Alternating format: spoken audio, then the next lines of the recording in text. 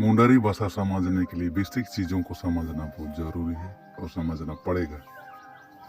तो चलिए दोस्तों शुरू करते हैं।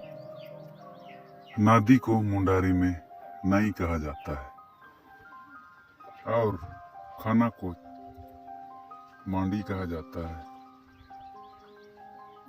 चावल को चावली कहा जाता है और स्कूल को इतुसई कहा जाता है और मिट्टी को हासा कहा जाता है और बूढ़ी अम्मा को बूढ़ी कहा जाता है